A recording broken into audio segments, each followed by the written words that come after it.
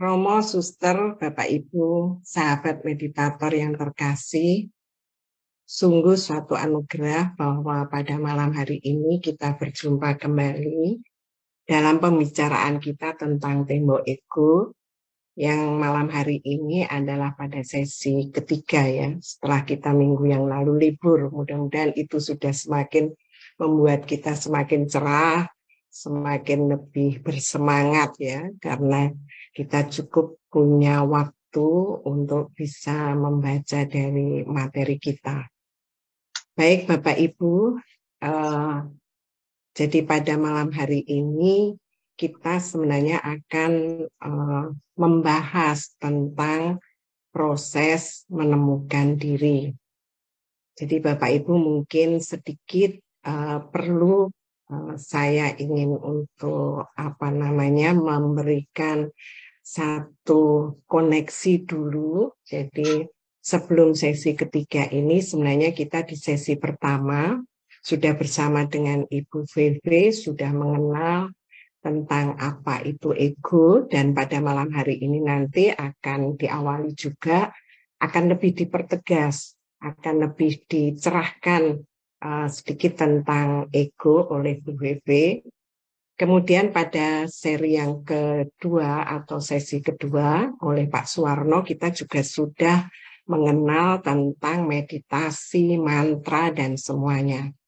Nah, kedua hal ini tentu sangat penting Bapak Ibu untuk kita nanti bisa masuk di dalam pembicaraan pada sesi ketiga ini. Dan pada sesi keempat nanti adalah tentang buah-buah meditasi. Jadi Bapak Ibu, kalau kita mengikuti semua sesi ini tentu suatu anugerah ya. Mudah-mudahan pembicaraan kami nantinya akan semakin membawa kita mengenal Tuhan dengan lebih baik. Baik Bapak Ibu, kita mungkin sebelum masuk kepada pembicaraan di sesi ketiga ini, seperti yang saya sampaikan tadi, kita akan mendengarkan sedikit tambahan dari Ibu VV yang terkait dengan ego. Monggo Bu VV, kami persilahkan. Terima kasih Bu Yayu dan semua panitia. Jadi Ibu Bapak, tugas saya kali ini saya menegaskan atau menyederhanakan apa itu ego dan proses kematian ego, gitu ya Bu Yayu. Saya pakai istilah kematian ego yang sebetulnya nggak mati sih. Lalu apa tahapannya dan apa yang terjadi dengan kematian ego. Oke, gampangnya ego itu keterpisahan, identitas kita, keunikan kita. Kalau kita unik, Bu Yayu ini unik, berarti Bu Yayu ini berbeda dengan saya. Berbeda itu berarti terpisah. Dan semua ini, keterpisahan, apalagi keunikan, perbedaan, itu menciptakan suatu perasaan teralienasi atau terasing. Saya beda, saya tidak seperti dia, dan seterusnya. Dan ini menimbulkan rasa kesepian, rasa kesendirian, sehingga dengan demikian ego ini menjadi semakin tertanam kuat, dan pada saat yang sama menciptakan desakan untuk survival, untuk bertahan hidup. Itu ego. Sampai di sini jelas nggak Bu Yayu? Oke Bu. Ya. Tadi kan saya bilang keterpisahan. Ego itu menciptakan identitas kita, rasa keunikan, dan seterusnya. Dan keterpisahan ini menimbulkan dualitas. Dualitas ini artinya dua. Lo, dua. Tuhan, saya. Dunia, saya. Dunia di luar saya, dunia di dalam saya. Eksternal, internal. Nah, sebetulnya dualitas ini, istilah saya sendiri itu faking, palsu. Karena dia bertentangan dengan realitas. Realitas yang tertinggi. Realitas dengan R huruf besar atau Allah itu sendiri. keterpisahan ini kemudian menimbulkan rasa, tadi saya ulang ya, menimbulkan rasa keterasingan, rasa takut, kesendirian, kesepian, lalu survival, sense of survival itu semakin kuat berangkat. Nah, di dalam meditasi itu kita mengalami proses kematian ego. Kan sebetulnya sudah ditanyakan Pak Suwarno, yang mati atau yang runtuh itu ego atau tembok ego? Jawabannya tembok ego. Jadi sebetulnya ego death, kematian ego ini bukan hilangnya ego, tetapi runtuhnya tembok ego. Karena tembok penghalang ego, proteksinya ego itu runtuh, jadi ego kelihatan telanjang, konangan. Nah, ini dia ego kita. Jadi kematian ego atau ego death itu adalah kesadaran diri kita akan ego kita sendiri. Ketika kita sadar, saat itu juga terjadilah proses transcending di ego. Terjadilah proses ego trans ya. Menjadi apa? Ya menjadi suatu kesadaran diri, kesadaran akan egonya sendiri, yang mana ego itu nggak hilang tapi disadari. Ibu Bapak, kalau kita nyadar segala sesuatu itu kita bisa ngontrol. Saya sadar kolesterol saya tinggi, maka saya bisa mengontrol. Kalau saya ndablek, saya bandel, saya tetap makan gorengan-gorengan, berarti ya saya sudah siap dengan resikonya. Tapi umumnya kalau normalnya orang, ketika sadar, dia bisa mengontrol. Ketika kita sadar ego kita bisa mengontrol. Oh, ternyata ini ego saya.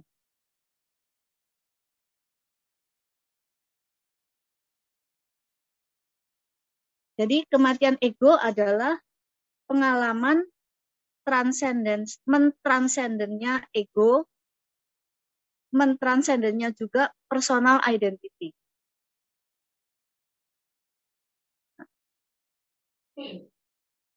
Ketika ego itu disadari, kita mulai on the way, perjalanan kita lanjut pada penemuan true nature,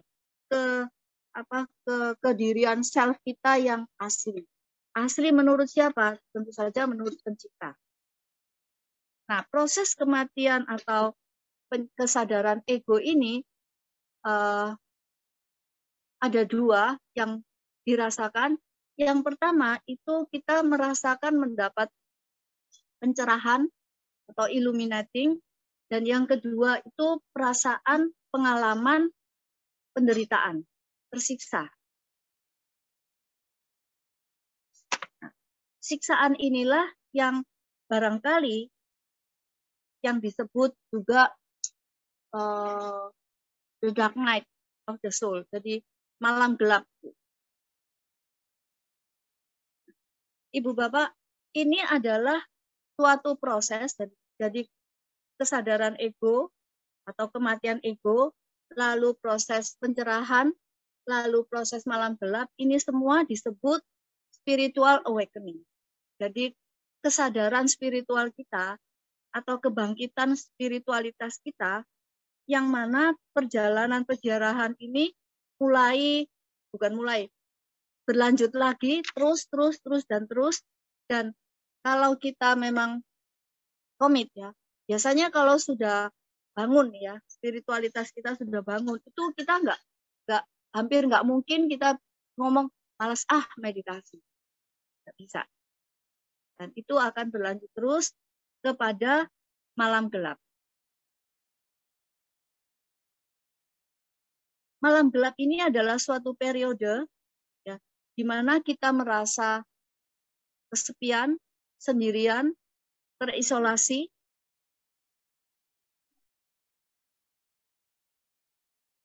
Ini kalau menurut pengalaman saya semacam kulminasi dari penderitaan saya yang tidak jelas saya pahami di masa lalu.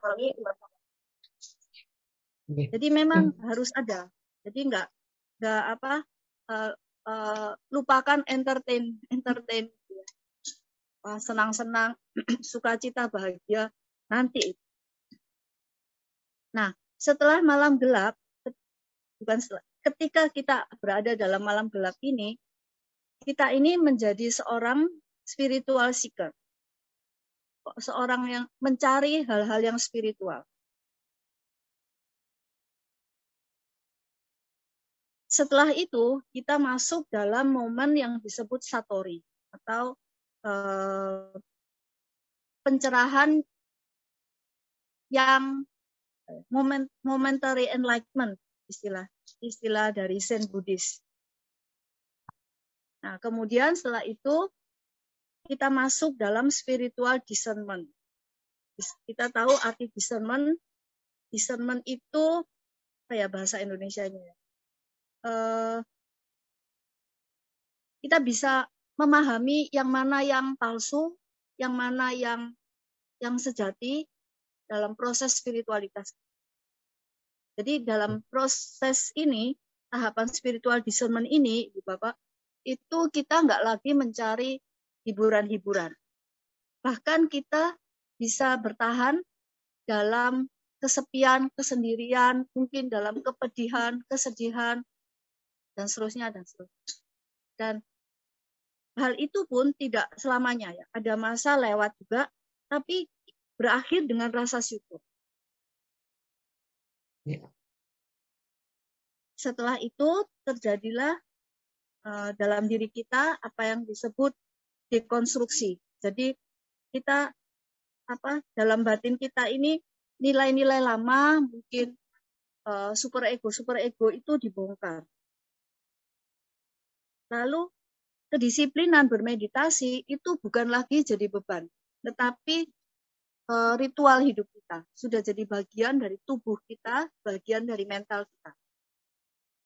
Dan di tahap itu kita menjadi orang yang kontemplatif. Akhirnya kita sampai pada suatu rasa interconnected dan kesatuan atau oneness. Nah, di tahap ini jangan dikira sudah selesai, lalu perjalanan kita sudah nyampe, gitu. Kita menjadi orang kudus. Enggak juga. Bisa saja kita regress, balik lagi. Tapi baliknya itu nggak mungkin seperti yang dari awal banget sebelum kita meditasi. Itu nggak. Mungkin kita ada di tahap kembali ke seolah-olah duniawi, tapi sebetulnya enggak juga. Saya ingat Anthony de Mello itu pernah nulis tentang seorang guru yang punya kaul kemiskinan, tapi dia sukanya itu jalan-jalan di pasar. Dia merasa gembira ketika lihat orang-orang, anak-anak kecil, pedagang-pedagang, pembeli-pembeli barang-barang, pokoknya hatinya itu gembira. Dan ketika dia pulang, dia merasakan semangat dan kegembiraan. Meskipun dia tidak beli apa-apa.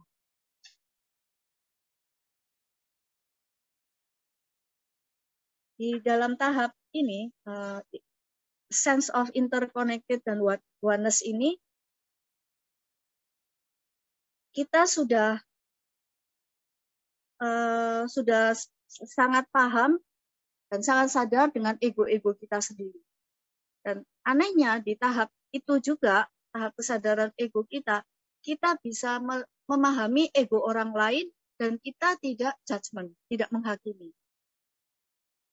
Seolah-olah ego orang lain itu cermin dari ego kita sendiri. Tapi sekaligus kita relax, pokoknya nggak menghakimi. Sampai di sini, itulah yang bisa saya jelaskan tentang ego dan kematian ego. Ibu Bapak, hal ini semua, ini istilah saya, ini adalah perjalanan atau peziarahan mistik. Mistik itu saya cari-cari di Google, itu sulit sekali ya. Definisinya itu nggak ada. Mungkin ada kawan-kawan yang bisa membantu saya definisi dari mistik. Pokoknya semua hal yang melampaui ruang dan waktu. Jadi kita melihat itu, ketika kita melihat segala sesuatu, kita mampu melampaui hal itu, mampu melampaui ruang dan waktu dari hal itu. Jadi perjalanan ini memang perjalanan mistik. Dan meditasi kita ini kan bukan meditasi relaksasi atau mindfulness atau meditasi yang lain. Kita ini meditasi yang konteksnya itu spiritualitas. Nah, padahal spiritualitas itu kan sesuatu yang universal. Dan kita ini berangkat dari ego kita. Kita berangkat kepada sesuatu yang universal, akhirnya kita ketemu. Jadi harus berangkatnya itu dari ego. Kan dulu sudah saya bilang bahwa ego itu adalah kendaraan aku. Jadi tidak ada tools yang lain, tidak ada kendaraan lain selain ego itu. Di ego yang bikin persoalan ini, yang bikin masalah, bikin kita terasing, bikin kita takut, cemas dan sebagainya, ini tetap harus kita pakai. Kita tetap harus naik di ego itu untuk kemudian mengalami perjalanan penjarahan melalui meditasi-meditasi kita, dan akhirnya ego yang kemudian sudah mati atau sudah disadari ini membawa kita pada spiritual awakening, kebangunan rohani atau kebangkitan spiritualitas kita. Dan hal ini memang di satu sisi menyenangkan, mencerahkan, di lain sisi juga menakutkan. Terima kasih. Oke. Jelas. Baik Bu Vivi, terima kasih banyak Bapak Ibu. Ini sudah membantu sehingga materi saya nanti bisa skip banyak sudah dengan penjelasan Bu Vivi. Jadi terima kasih sekali. Mudah-mudahan ini akan menjadi bekal yang baik untuk kita nanti akan memahami materi pada sesi 3 ini. Terima kasih Bu. Nanti kalau ada pertanyaan mungkin Bu Vivi juga bisa bantu. Baik, Bapak Ibu, saya akan masuk langsung ke materi. Monggo Bu Novi.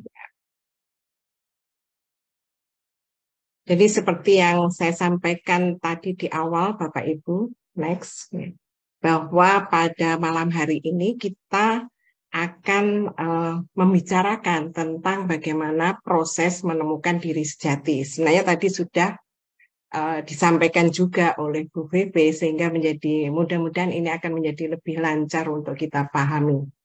Saya Yayu Andayani dari MK Lombok, dan materi ini sebenarnya Bapak Ibu adalah hasil dari pemikiran kami dari dari tim, dan saya hanya menyampaikan. Dan di sini juga ada Ibu Francisca Indrawati dan teman-teman yang mungkin juga tidak tampil, tapi mereka berkontribusi cukup banyak. Terima kasih untuk mereka semuanya. Next, Bu. Jadi tadi sudah saya sampaikan sebenarnya di awal, supaya kita itu istilahnya runut gitu ya Bapak Ibu, untuk mengerti apa sih sebenarnya webinar ini dari 4 sesi itu apa yang dibicarakan. Jadi pertama tadi sudah tentang ego yang sudah disampaikan oleh Bu Vivi, saya tidak mengulang kembali Bapak Ibu, tapi ini adalah bekal utama yang nantinya kita akan ketemu di dalam pembahasan kita pada malam hari ini. Jadi tadi salah satunya bahwa ego ini kendaraan kita. Jadi proses itu adalah suatu perubahan, suatu perjalanan, suatu peziarahan. Jadi kita berziarah. Nah, kemudian pada sesi kedua sudah disampaikan juga oleh Pak Suwarno dengan cukup bagus. Saya hanya mengambil apa yang nanti akan membantu kita memahaminya, yaitu bahwa meditasi itu sebenarnya adalah doa iman, doa murni, doa yang tanpa ego. Jadi doa ini tentu sudah melalui bagaimana kita melepaskan diri kita, sehingga di dalam doa ini adalah disebut sebagai doa murni atau doa tanpa ego. Nah, di dalam meditasi juga kita pahami bahwa membutuhkan sebuah komitmen, membutuhkan kedisiplinan, dan kita mendengarkan mantra. Karena Bapak Ibu juga sudah dijelaskan di sesi kedua bahwa mantra ini sungguh akan menuntun kita dalam perziarahan, sehingga kita berproses seturut dengan kehendak Allah. Kemudian pada sesi ketiga ini kita akan membahas tentang proses menemukan diri sejati. Nah, Bapak Ibu, mungkin kita juga perlu memegang sebuah pemahaman dasar bahwa di dalam proses atau di dalam perjalanan ini kita harus dilandasi iman dalam Kristus. Jadi semua perjalanan kita ini ada di dalam Kristus itu sendiri. Jadi ini Bapak Ibu, sehingga akan perjalanan kita menjadi perjalanan yang mengikuti Dia. Nah, kemudian pada sesi keempat nanti kita akan bertemu dengan buah-buah meditasi. Nah, demikian mudah-mudahan ini koneksi antar materi ini kita bisa membantu untuk menangkap keseluruhan dari proses webinar dari 4 sesi yang disediakan oleh panitia. Bapak Ibu, pada malam hari ini topik kita ada 4. Yang pertama adalah pengenalan diri, yang kedua adalah tentang transformasi kesadaran, dan yang ketiga adalah tentang sistem nilai yang baru, dan yang keempat adalah menemukan diri sejati kita anak Allah. Mungkin saya akan melalui slide ini, Bapak Ibu akan memberikan sedikit penjelasan singkat. Jadi penjelasan singkat karena ini saya maksudkan supaya kita bisa memahami dan mengkaitkan antar topik yang akan kita bicarakan. Sebenarnya ini adalah membantu saya sendiri Bapak Ibu untuk belajar. Jadi karena dalam sesi ini sebenarnya banyak topik-topik dari 5 buku yang menjadi dasar kita, yaitu dari Sang Ego, Menemukan Diri, Tembok Ego, dan sebagainya. Nah, seperti tadi bahwa topik besar kita adalah proses menemukan diri.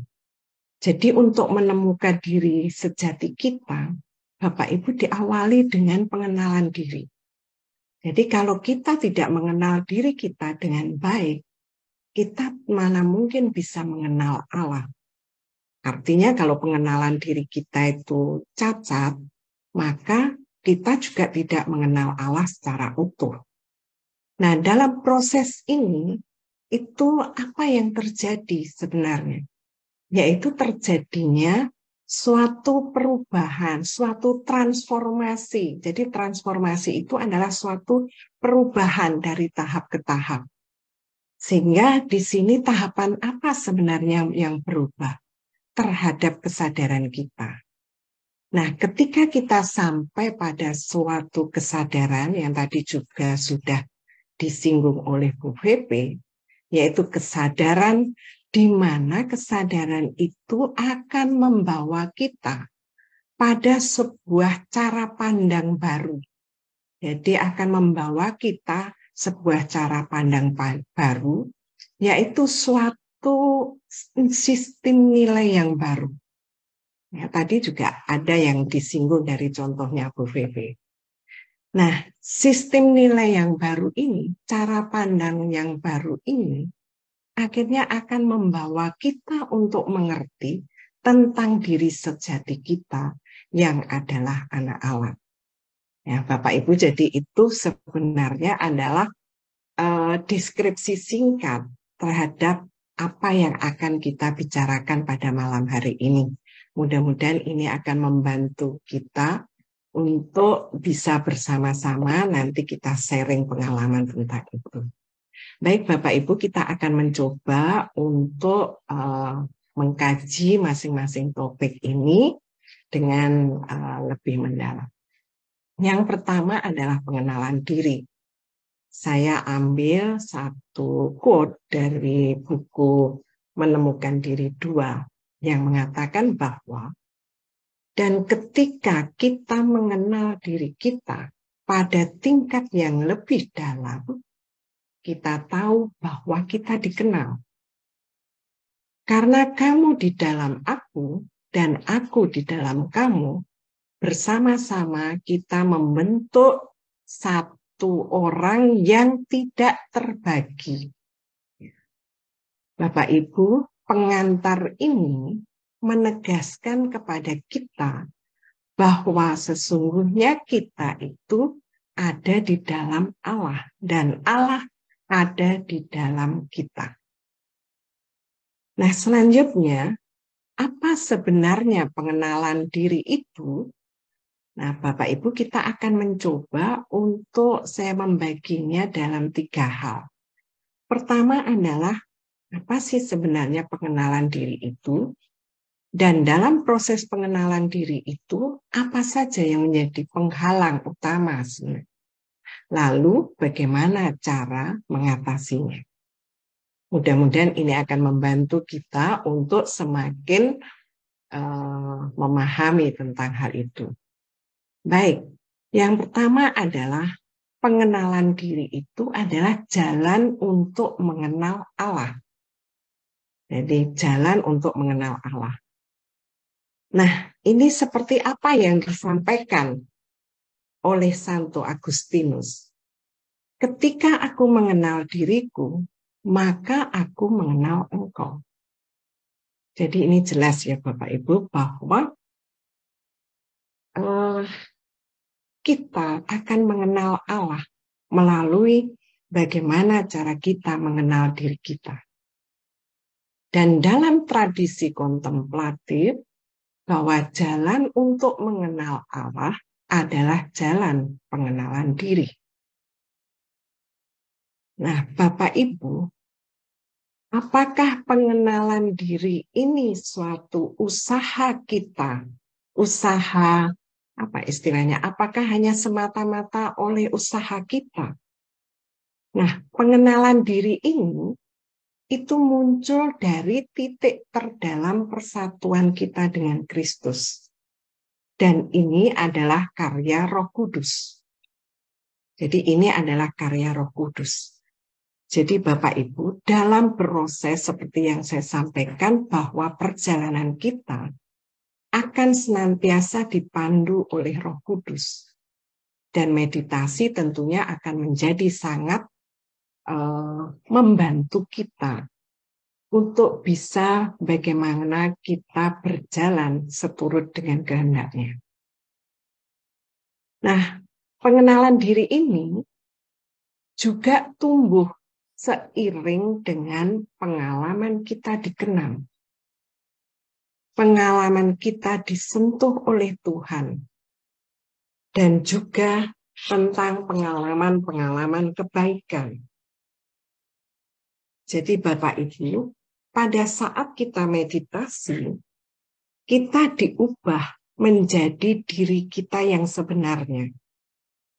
Dan kita akhirnya juga mengetahui tentang apa yang baik, tentang apa yang bisa diterima, dan tentang apa yang sempurna.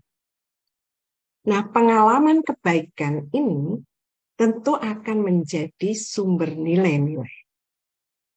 Jadi Bapak Ibu, mudah-mudahan ini bisa dicerna. Ya. Jadi bahwa pengenalan diri ini akan tumbuh seiring dengan pengalaman kita dikenal Tuhan, disentuh oleh Tuhan. Saya rasa dalam hidup kita tidak selalu atau kita pasti pernah untuk disentuh oleh Tuhan. Nah, itu yang akan membuat pengenalan diri kita akan semakin bertumbuh. Nah, meditasi akan menuntun kita pada karunia keberadaan kita. Jadi Bapak Ibu, keberadaan kita itu lebih besar daripada diri kita. Nah, untuk bisa melihat seperti itu, tentu kita membutuhkan cara pandang baru. Cara pandang yang lebih melampaui dari diri kita sendiri. Nah, oleh sebab itu, di sini kita lebih menjadi diri kita daripada memikirkan kita. Jadi tadi juga sudah kita ketika belajar ego dengan Bu Vivi, jadi pemikiran-pemikiran kita tentang diri kita itu biasanya juga salah satunya akan menciptakan tembok ego itu. Nah, buah-buah meditasi ini adalah salah satu atau bentuk dari pengenalan tentang Allah. Jadi Bapak Ibu sudah sangat memahami bahwa buah-buah meditasi, kasih, kesabaran, dan sebagainya itu adalah bentuk dari pengenalan tentang Allah.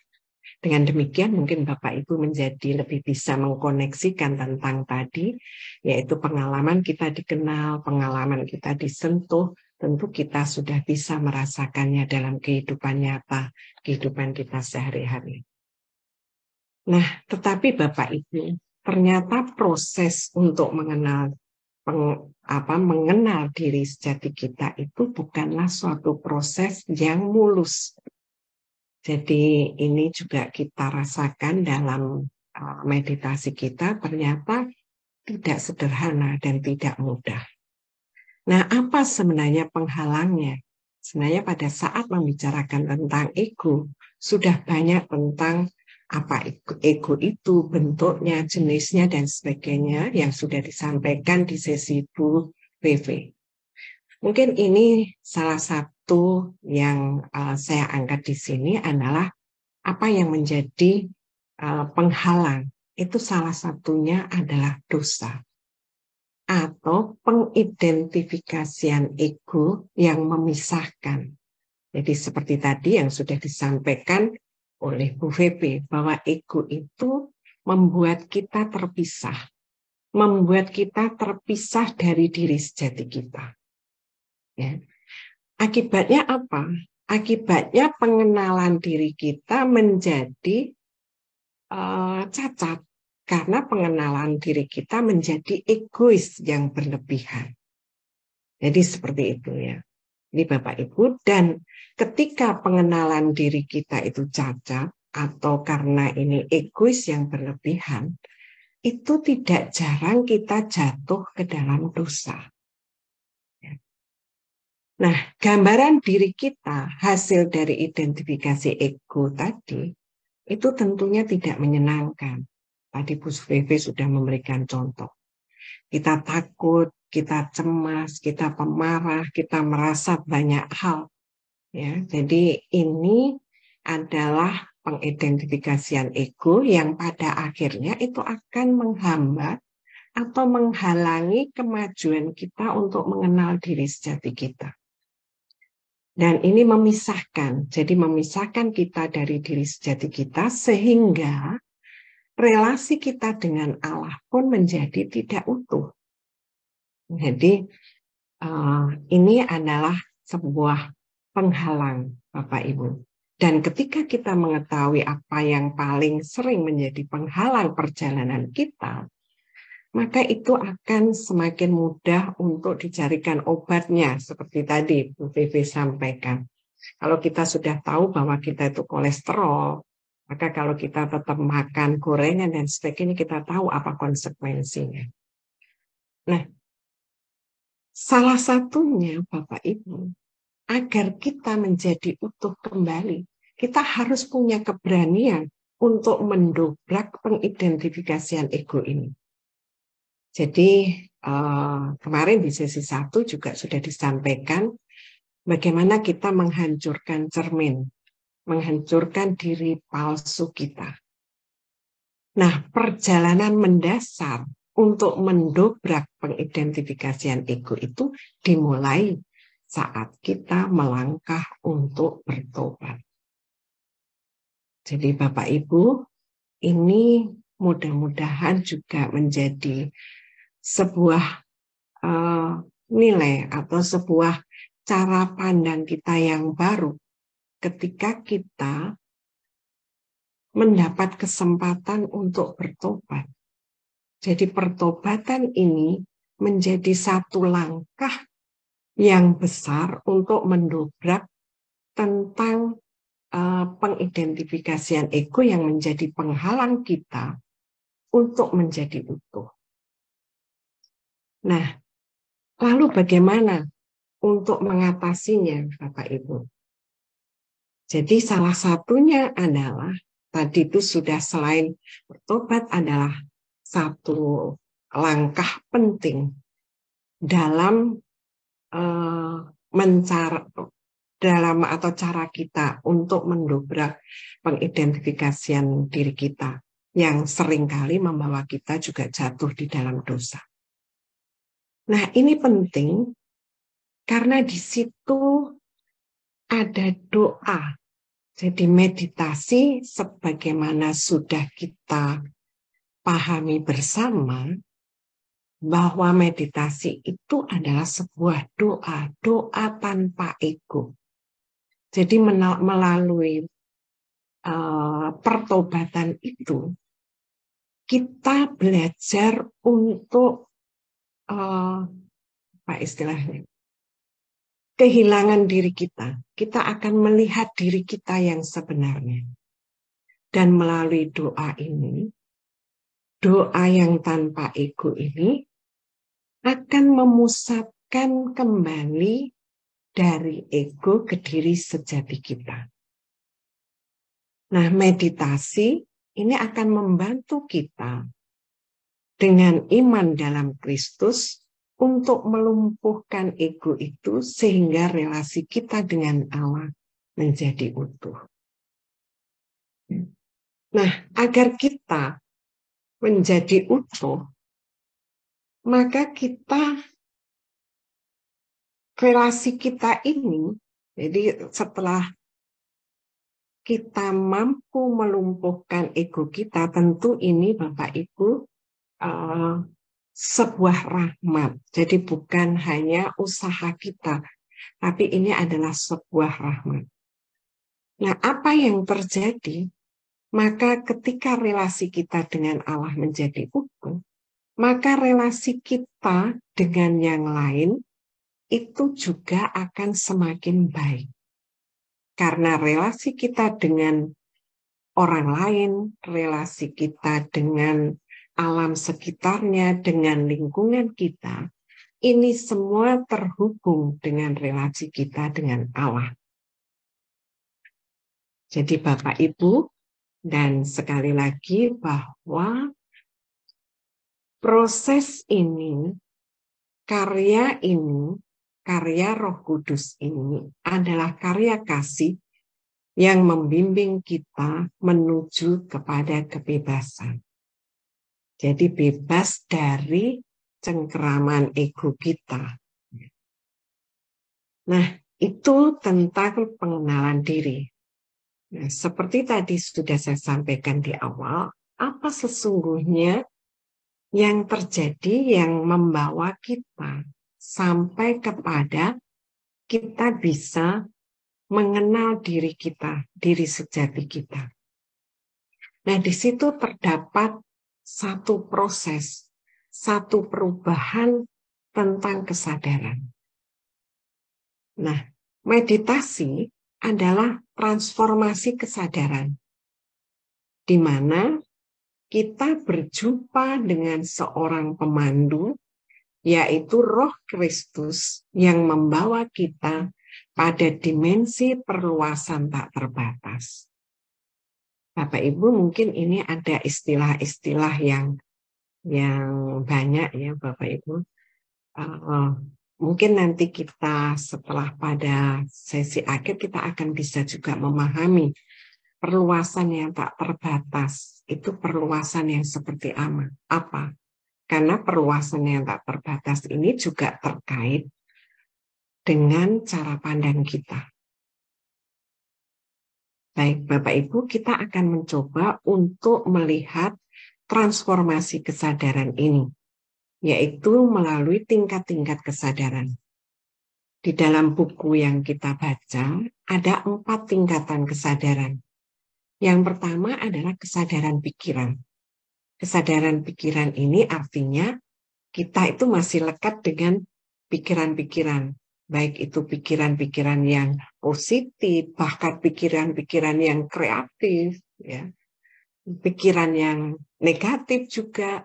Jadi kita masih lekat untuk di situ. Jadi kita merasakan nih pada awal meditasi, begitu kita tutup mata, maka pikiran-pikiran kita akan segera juga beraksi. Nah, mantra itu akan membawa kita untuk bisa semakin melemahkan ego.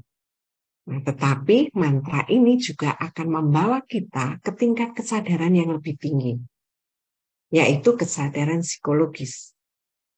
Nah, biasanya kesadaran ini yang menyebabkan gangguan pada tingkat kesadaran ini adalah luka batin, trauma, dan sebagainya.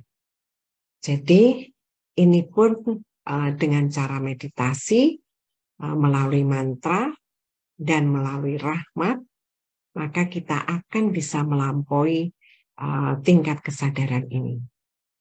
Dan akhirnya kita akan dibawa kepada tingkat kesadaran yang lebih tinggi, yaitu tingkat kesadaran telanjang, tingkat kesadaran ego. Tadi Ibu Vivi sudah menjelaskan itu, sehingga saya tidak perlu untuk banyak. Ya, jadi Bapak Ibu kita akan masuk kepada tingkat kesadaran telanjang atau kesadaran ego.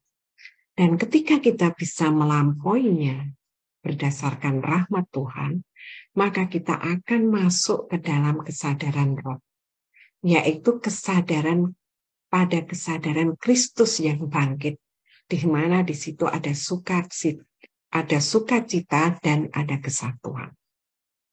Mari Bapak Ibu kita akan mencoba untuk memahami satu persatu dari tingkat kesadaran ini.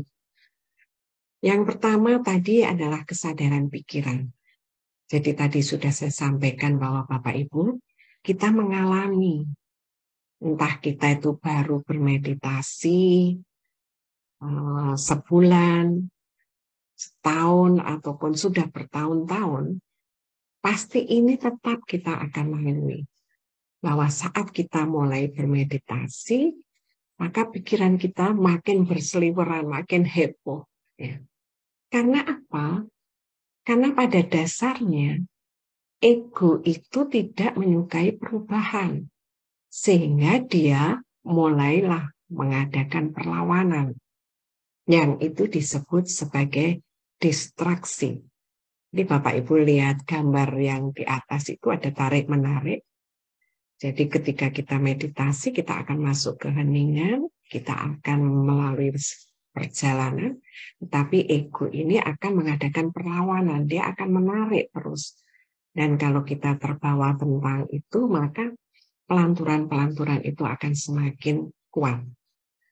Nah, distraksi di tingkat ini itu dikatakan sebagai distraksi yang dangkal.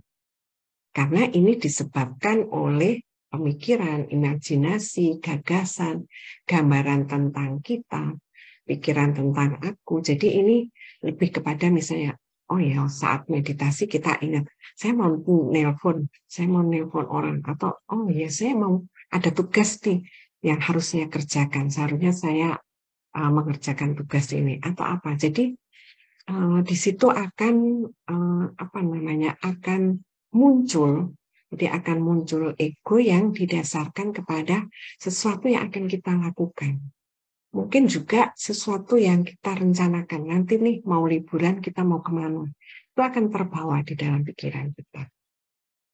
Nah, ketika kita sebenarnya bisa mengidentifikasi seperti itu, maka mantra akan menuntun kita untuk melepaskan kelekatan itu, sehingga pikiran kita menjadi lebih tenang.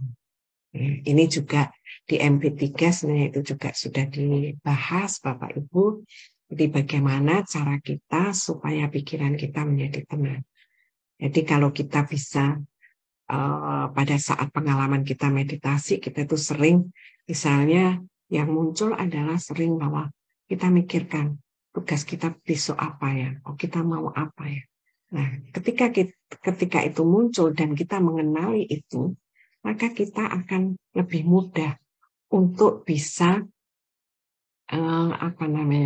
untuk bisa mengatasinya. Kita bisa untuk tidak mendengarkannya. Kita untuk mengabaikannya, karena kita sudah kenal. Ini adalah permainan ego nih. Ini ego yang menarik kita. Jadi kita abaikan. Nah, dengan demikian melalui mantra kita akan dituntun untuk pikiran kita menjadi lebih tenang, ego menjadi lebih melemah. Dan ini seolah-olah bata penyusun ego itu mulai runtuh. Nah, Bapak Ibu, hal-hal seperti itu sebenarnya muncul dari tarikan dari diri sejati. Jadi itu muncul dari gravitasi, dari tarikan diri sejati kita yang ada di dalam. Sehingga ini sebenarnya menjadi sebuah semangat nih bagi kita. Bahwa perjalanan hiruk pikuk kita di awal ini sebenarnya akan senantiasa dituntun, akan dipandu oleh Roh Kudus dan akan muncul dari diri sejati kita suatu tarikan supaya kita menjadi lebih kuat, ya, menjadi lebih kuat. Nah, baik Bapak Ibu, setelah kita bisa atau mantra kita bisa mengatasi apa yang menjadi gangguan pada tingkat ini, maka mantra akan membawa kita kepada kesadaran yang lebih dalam lagi, yaitu pada kesadaran psikologis kita. Bapak Ibu, kesadaran psikologis ini itu munculnya biasanya adalah dari kenangan lama. Jadi Bapak Ibu, kejadian itu secara kronologi mungkin sudah berlalu. Tetapi hal ini pada satu waktu atau bahkan pada saat bermeditasi itu muncul ke permukaan. Nah, kalau kejadian itu menimbulkan luka batin, menimbulkan trauma-trauma, maka ini yang disukai oleh ego, Bapak Ibu. Jadi pengalaman-pengalaman kita itu sebenarnya semua adalah terekam seperti kaset ya Bapak Ibu, atau seperti hard disk kita. Jadi bagaimana sebenarnya nantinya cara kita untuk mengatasi. Tapi kita perlu untuk melihat dulu apa bahayanya itu. Jadi kalau misalnya kenangan-kenangan itu naik ke permukaan dan bahkan menggelembung, dan kadang bahkan dampaknya mungkin lebih hebat daripada saat kejadiannya itu. Itu karena apa? Kadang kita terjebak kepada bahaya menganalisisnya. Jadi hal ini, jadi pengalaman ini, kenangan ini atau gangguan ini, itu tersimpan secara psikologis kita.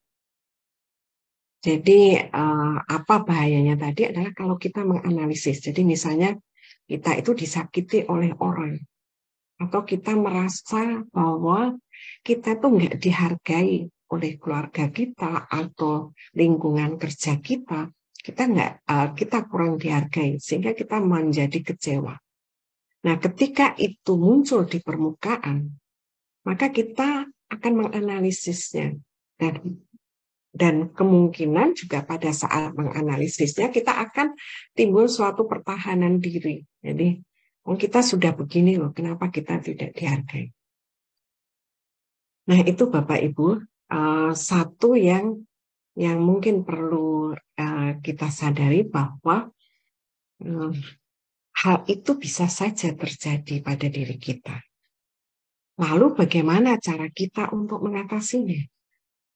Jadi cara kita untuk mengatasinya seperti tadi, mungkin kalau kita gambarkan bahwa itu adalah sebuah kaset atau sebuah hard disk, maka matikan, jangan diputar, gitu kan?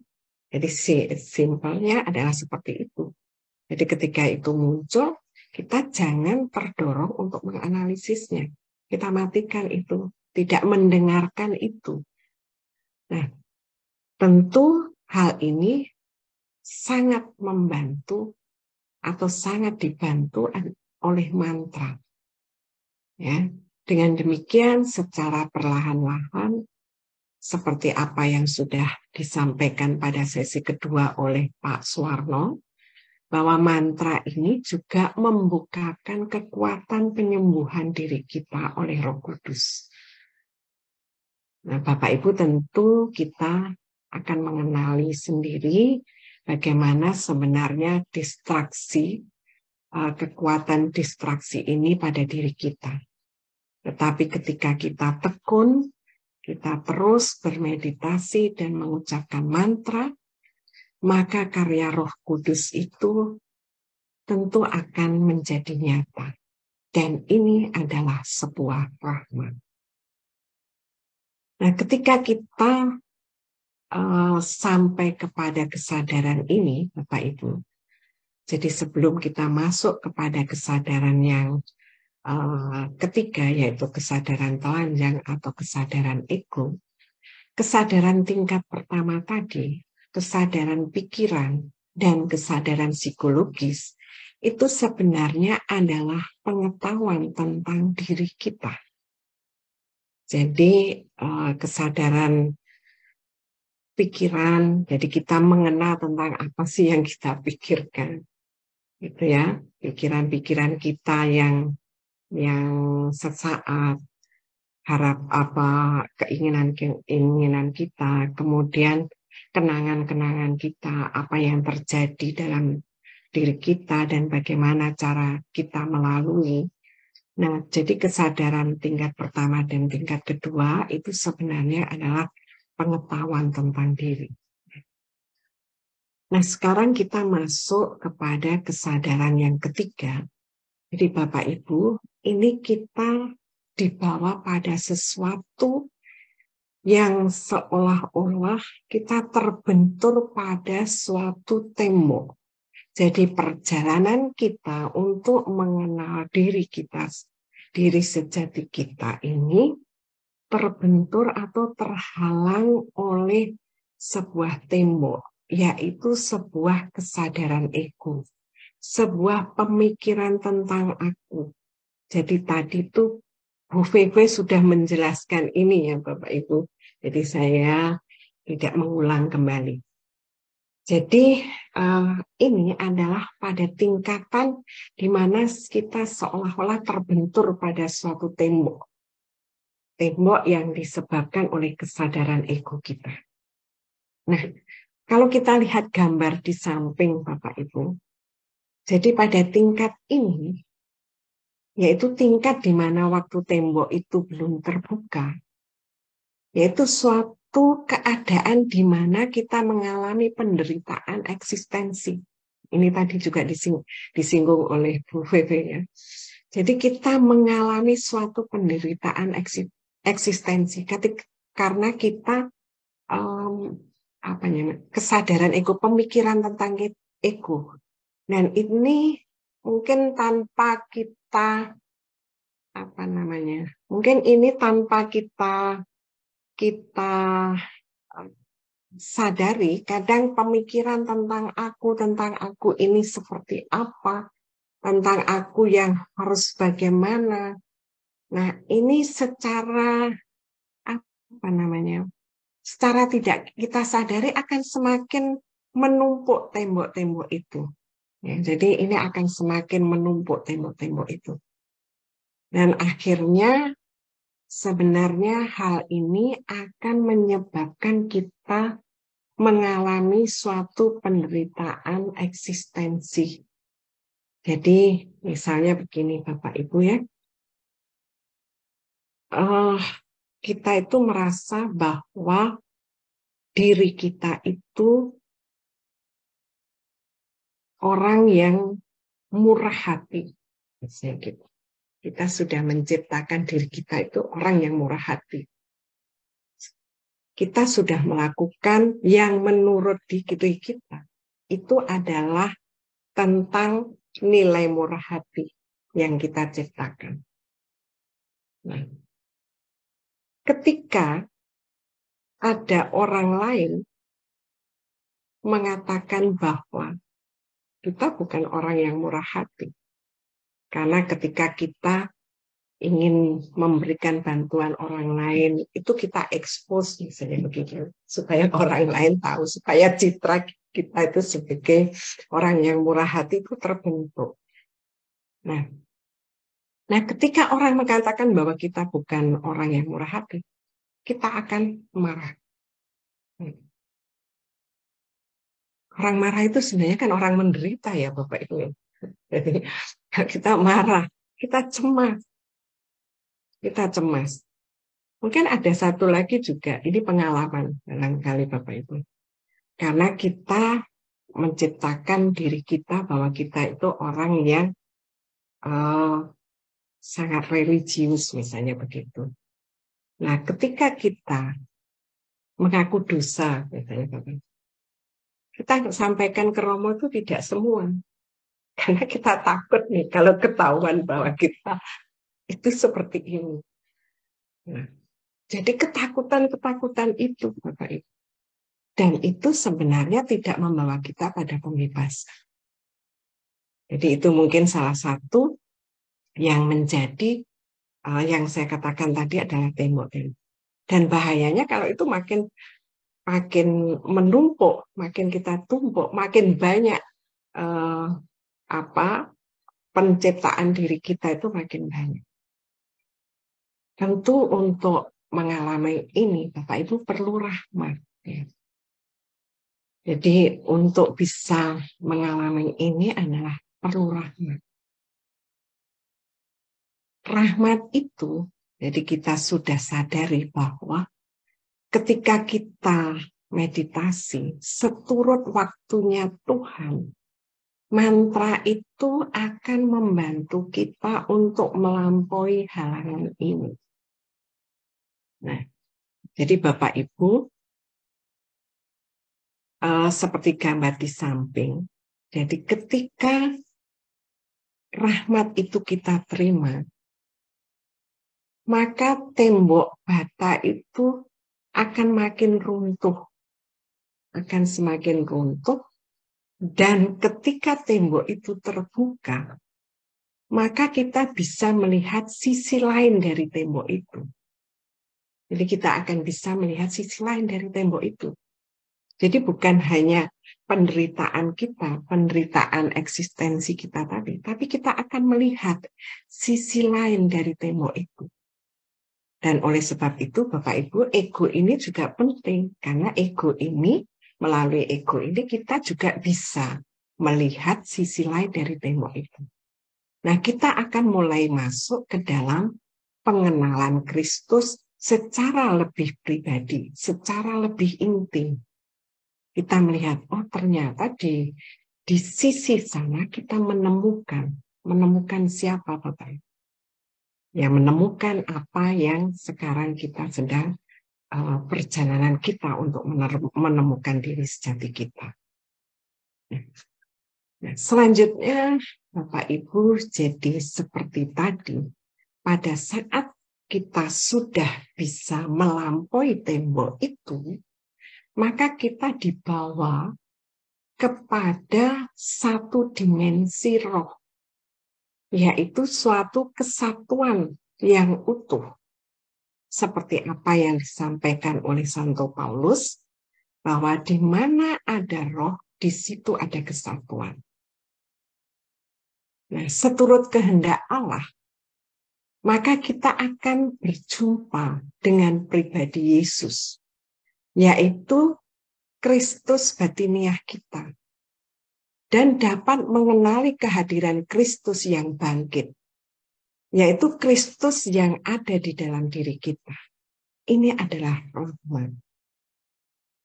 Jadi ketika kita bisa melampaui tembok itu, kita awalnya bisa melihat dari sisi itu dan kita bisa melampauinya, maka kita akan dibawa kepada kesadaran roh. Ya. Nah, selanjutnya, apa kira-kira dampaknya Bapak Ibu? Jadi di sini, ketika kita menemukan hidup kita, diri kita, melalui proses kehilangan diri, maka semua yang lain di dunia ini akan mendapatkan makna yang berbeda. Artinya bahwa di sini ada sistem nilai yang baru. Nah, apa sebenarnya atau mengapa sistem nilai yang baru ini kita coba untuk pahami dari 3 hal, Bapak Ibu. Jadi mengapa ada sistem nilai yang baru? Mengapa ada nilai yang baru? Nilai apa yang baru? Dan bagaimana sebenarnya cara kita memperoleh nilai yang baru itu? Mari kita lihat untuk masing-masing Bapak Ibu ya. Jadi mengapa ada nilai yang baru? Mengapa ada nilai yang berubah? Menurut Santo Paulus bahwa oleh karena dialah aku telah melepaskan semuanya dan menganggapnya sampah supaya aku memperoleh Kristus. Dan juga ada bahwa jika ingin hidup sepenuhnya, menyelamatkan nyawa, maka kita harus melepaskan diri. Berani untuk kehilangan diri kita demi Dia. Jadi Bapak Ibu, mengapa nilai ini berubah? Itu sudah jelas alasannya adalah demi Dia, demi Kristus. Dan kita berjalan di dalam jalan Kristus. Nah, nilai-nilai apa? Selanjutnya nilai-nilai apa yang berubah, Bapak Ibu? Jadi nilai apa yang berubah? Tentu dari nilai duniawi yang diciptakan oleh ego ke dalam nilai-nilai Kristiani, yaitu pikiran Kristus. Nah, melalui meditasi ini, itu mengubah cara pandang kita, termasuk cara pandang kita terhadap Allah. Nah, melalui proses transendensi diri ini, kita akan mulai melihat dengan cara yang baru. Mulai ada kesadaran baru. Mulai ada cinta yang baru. Dan ini mungkin yang kita pahami sebagai metanoia. Jadi Bapak Ibu, nilai-nilai Kristus ini itu membutuhkan cara kita memandang. Jadi misalnya, ketika kita dari ego kita dibenci oleh orang, atau kita misalnya difitnah oleh orang, kita akan marah karena ego kita merasa seperti itu. Tetapi ketika kita sudah sampai pada cara pandang yang berbeda, kita akan mempunyai nilai yang berbeda. Mungkin kita tidak akan mudah reaktif terhadap apa yang terjadi dalam diri kita. Misalnya kalau tadi orang ini membenci kita, maka kita tidak langsung bahwa kenapa dia membenci, padahal saya sudah baik, padahal saya sudah menolong dia. Kenapa dia memfitnah saya atau seperti apa? Kita mungkin sudah, itu adalah nilai ego, nilai-nilai ego kita. Tapi ketika kita sudah mempunyai cara pandang yang berbeda, mungkin kita akan berbeda, kita akan berpikir bahwa mungkin orang ini masalahnya bukan pada kita, tapi masalahnya pada dia. Mungkin dia sedang ada masalah, atau dia mungkin sedang mengalami sesuatu yang nggak enak, sehingga dia akan merefleksikan kepada kita. Dengan demikian, maka cara kita melihat orang yang mungkin akan tidak menyukai kita, itu akan menjadi bisa melihat dengan kasih, ya, dengan nilai-nilai Kristus. Nah, itu adalah mungkin salah satu contoh, dan Bapak Ibu mungkin punya pengalaman yang cukup banyak juga tentang hal ini. Nah, selanjutnya Bapak Ibu, bagaimana sebenarnya cara pandang kita itu berubah? Ini setiap orang tentu unik ya Bapak Ibu. Setiap kita tentu punya pengalaman, dan ini mudah-mudahan sharing kita ini nanti akan memperkaya kita. Jadi ada paradok yang sudah disampaikan oleh Yesus sendiri, yaitu tentang kematian dan kebangkitan. Tadi Bapak Ibu sudah disinggung oleh Bu Vivi, ya, bahwa ada yang disebut dengan kematian ego. Tapi di sini saya tambahkan juga ada kebangkitan ego. Ya. Nah, kematian dan kebangkitan ini adalah sebuah proses, Bapak Ibu, yang kita alami pada saat kita meditasi juga. Jadi ketika kita menemukan diri kita, maka kita harus melalui proses kehilangan diri. Sehingga yang lain di dunia ini mendapatkan makna yang berbeda. Ini di awal tadi. Ya. Caranya adalah melalui kematian dan kebangkitan. Kematian dari ego, tadi Bu Vivi sudah sampaikan. Ego yang mana yang mati adalah ego yang egois. Ego yang menciptakan tembok. Dan setelah kematian ego yang egois ini, maka akan muncul kebangkitan dari ego juga, tapi ego yang menyerupai dengan self. Ya. Jadi Bapak Ibu mudah-mudahan ini bisa dipahaminya. Jadi apa yang disampaikan oleh Yesus tentang kematian dan kebangkitan kita pemahaman kita yang sebelumnya seperti apa? Mungkin di sini kita lebih menekankan bahwa kematian di sini adalah kematian ego kita yang egois. Jadi ego kita yang menghalangi kita kesatuan dengan Kristus. Dan kebangkitan dari ego yang menyerupai dengan self, yaitu ego yang sudah ditransendensikan, sebenarnya seperti itu. Sehingga ego ini yang membawa kita keutuhan. Nah, pengalaman kebaikan dan seseorang itu harus mengalami transformasi pribadi kita melalui cara membuka diri kita pada kebaikan Allah. Nah, ini salah satu contoh Bapak Ibu tentang Ekaristi yang kita pandang atau kita lihat dari cara pandang kita yang berbeda. Bapak Ibu, mungkin kita akan mengingat kembali. Apakah dorongan kerinduan kita untuk Ekaristi itu selalu ada? Apakah ketika kita Ekaristi, kita ke gereja itu didorong oleh suatu kerinduan yang didasarkan pada nilai-nilai Kristus, ataukah kita menjalankan kewajiban kita sebagai seorang Katolik? Nah, Bapak Ibu, kita sudah menyadari semua bahwa Ekaristi ini adalah puncak dari spiritualitas kita. Karena di situ kita meyakini bahwa pada saat kita menerima tubuh dan darah Kristus, kita disatukan oleh Kristus. Kita ada di dalam Kristus. Tetapi apakah ini akan menyentuh kita?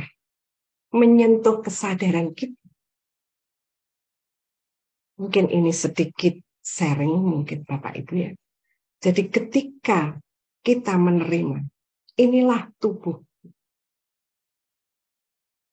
inilah darah. Tubuh siapa Bapak Ibu? Darah siapa? Mungkin kita gambarannya memang nggak salah. Tubuh Kristus, darah Kristus.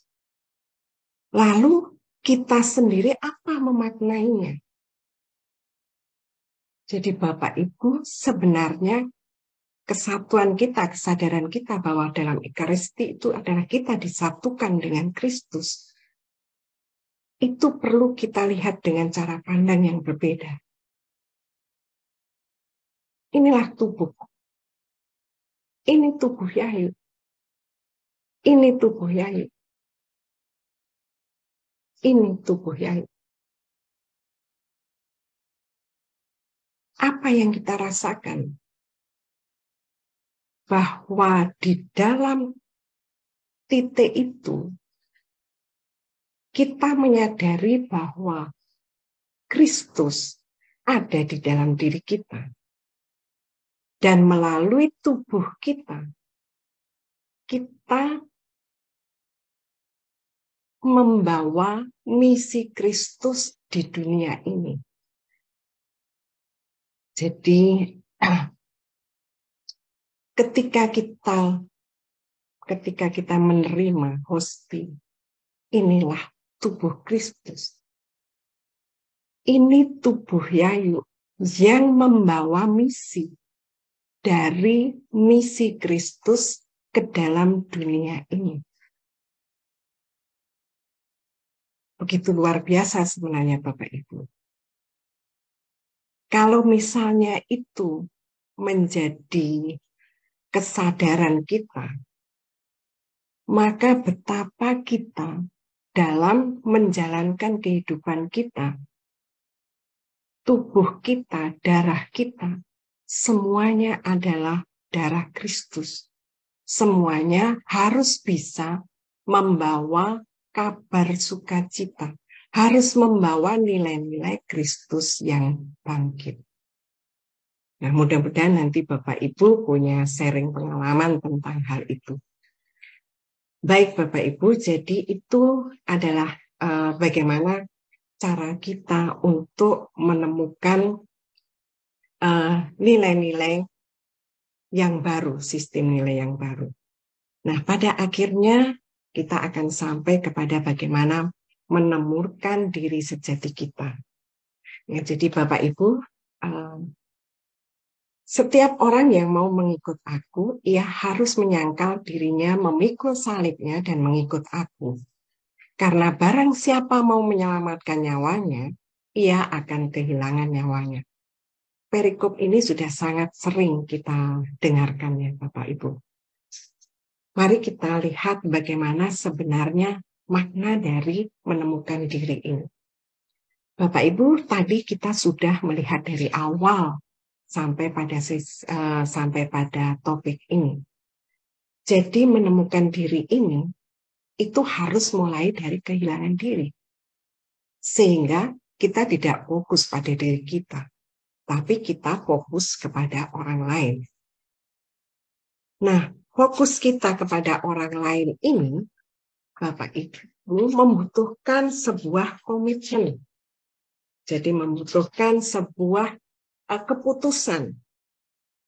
Ini membutuhkan kita keputusan. Apakah keputusan kita ini tetap kepada diri kita, ataukah keputusan kita ini keputusan untuk mengikuti Kristus, punya komitmen untuk mengikuti Kristus.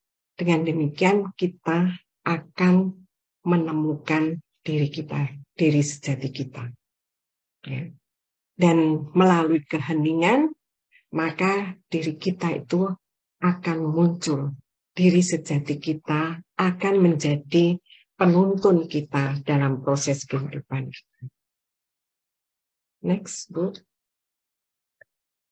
Nah, dalam buku seri Tembok Ego itu disampaikan bahwa diri sejati adalah cahaya batin. Dia menampakkan dirinya tetapi tidak menjadi objek persepsi. Bapak Ibu, mungkin ini saya sedikit mengingatkan kita kembali kepada pengajaran juga yang sudah disampaikan oleh Romo Siri juga ya, bahwa diri kita itu sebenarnya kan terdiri dari komponen tubuh, jiwa, di situ ada pikiran-pikiran dan roh kan begitu. Jadi diri sejati kita sebenarnya sudah ada sejak kita ada. Jadi di sini dikatakan bahwa diri sejati kita adalah cahaya batin.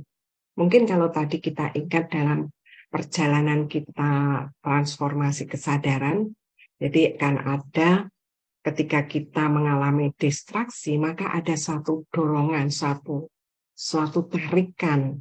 tarikan dari diri sejati kita untuk kita bisa melampaui ego kita. Nah, kerajaan Allah ada dalam dirimu dan tanpa dirimu. Jika mengenali dirimu sendiri, engkau akan dikenali. Jadi sebenarnya kerajaan Allah itu adalah pengalaman diri sejati. Dan ini tidak memerlukan pengamatan. Agak susah ya Bapak Ibu ya untuk mencernanya. Jadi mungkin nanti bisa diperdalam Bapak Ibu karena kita waktunya mungkin juga singkat. Mudah-mudahan nanti bisa kita lebih paham lagi. Nah, menurut Santo Irenaeus bahwa Allah tidak dapat menjadi objek pengetahuan kita. Itulah sebabnya maka kita tidak dapat mengenal atau melihat diri sejati kita. Jadi Bapak Ibu, diri sejati kita itu bukan suatu objek. Sehingga kita tidak bisa untuk mengamati. Katanya ini tidak memerlukan pengamatan.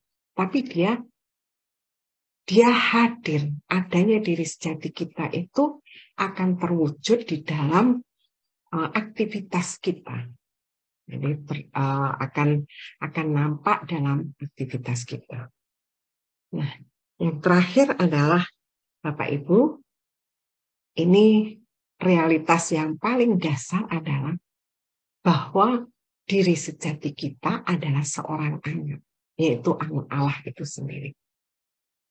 Ini sebenarnya sudah disiratkan di dalam Injil juga, dan Yesus berkata bahwa diri sejati adalah yang paling penting dalam hidup ini. Apa gunanya seseorang memperoleh seluruh dunia, tetapi ia membinasakan atau merugikan dirinya sendiri? Jadi Bapak Ibu, bahwa diri sejati itu penting. Karena diri sejati kita adalah seorang anak Allah. Dan ini mungkin seringkali kita lupa bahwa ini adalah realitas kita yang paling dasar. Ketika ini kita sadari, maka perjalanan hidup kita, semua aktivitas kita tentu akan tidak jauh dari apa yang Tuhan kehendaki. Baik Bapak Ibu, mungkin sampai di sini apa yang bisa saya sampaikan. Tentu sangat banyak kekurangannya, dan mudah-mudahan pada kesempatan ini kita bisa sharing pengalaman untuk semakin belajar bersama-sama. Terima kasih.